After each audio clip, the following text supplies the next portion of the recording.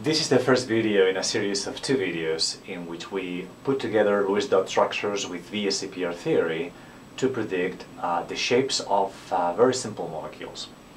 Alright, the key here is to recognize how many groups of electrons you have around a central atom, and that is then using Lewis dot structures.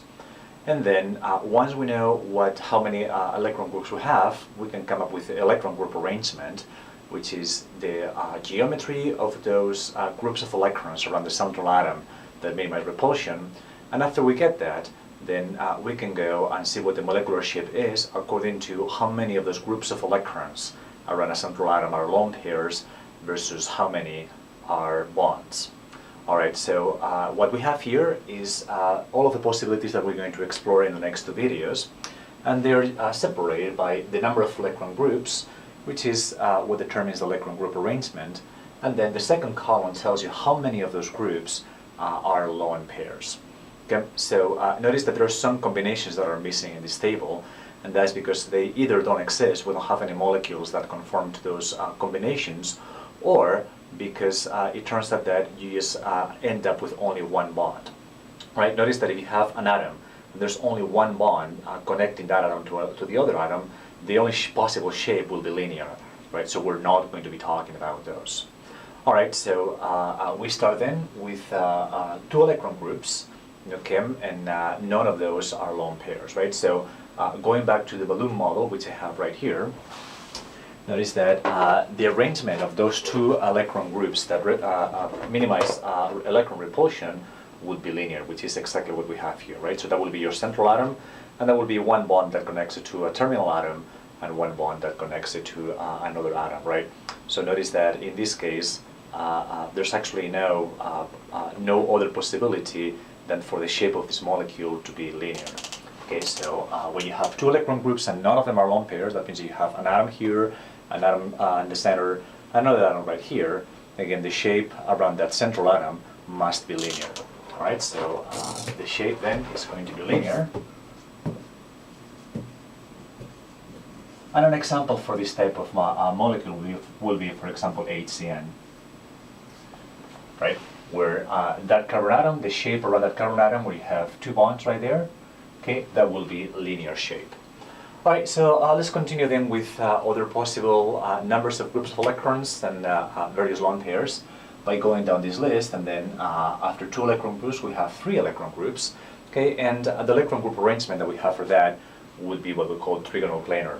May have a different set of props that I'm going to be using for this. Okay, so again, that will be now your central atom. This blue atom is your central atom. And then you have three groups of electrons, which gives you a trigonal planar electron group arrangement. That's what the shape is. Right, so now the question is, well, what happens if those three groups of electrons are actually bonds that connect that central atom to terminal atoms? What would be the shape? Well, in this case, it's very obvious that if the three electron groups happen to be bonds, okay, then the shape around this central atom is what we call trigonal planar. Okay, so I'm going to write it short here as trig planar.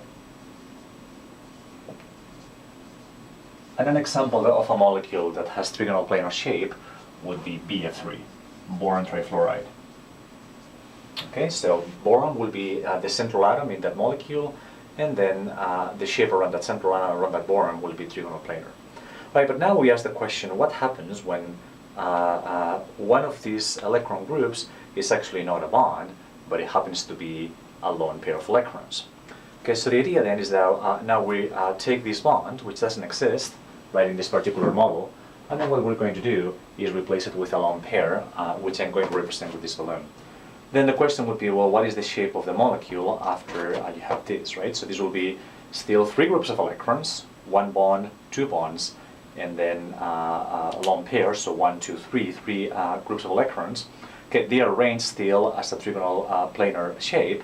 But again, when we define now the shape of the molecule, right, when we say, well, how is the central atom connected to the other atoms, right? So we're not looking now at the lone pairs, we're simply looking at how those atoms are connected, and that is what determines the shape. Clearly now this is going to be what we call a V-shaped or bent molecule. All right, so again, notice that when you have three groups of electrons, but one of them is a lone pair, then the shape of the molecule, the shape of the connection of the central atom to the other atoms is V-shape or bent. Right, so we can come here to this table and say that when you have 3 electron groups but one of them happens to be a lone pair, then we call this bent or V-shaped. Okay, and an example for this a molecule that has that shape would be ozone. Okay, so ozone, you can draw the Lewis dot structure, and you will recognize that you have that type of molecular shape, Lewis dot structure, a number of bonds and lone pairs. Right, so that is all the possibilities that we have for an electron group arrangement of 3.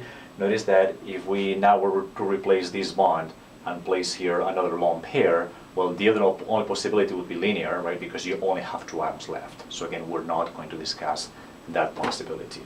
All right, so let's continue then with other number of electron groups and combinations of lone pairs, right? So when we have 4 electron groups, we know that the geometry that minimizes repulsions of those 4 electron groups is what we call tetrahedral. And this is an example of tetrahedral shape, where you have a central atom and then 4 groups of electrons that are arranged tetrahedrally. This angle right here would be about 109.5. All right, so if all of these are bonds connecting the central atom to a terminal or other atoms, then the shape around the central atom is pretty simple. It's going to be tetrahedral. Okay, so we can come here and write that for 4 electron groups and no lone pairs, this is tetrahedral. And an example of this type of molecule would be methane. Okay, methane is the archetypal example for a tetrahedral shape around a central atom. It's actually, there you go. Carbon tetrafluoride would still be tetrahedral, but methane is also tetrahedral. Much as before, we can ask the question of, well, what happens when you replace one of these bonds that you have for a lone pair? How is the shape of the molecule going to change? Okay, so we can actually do that.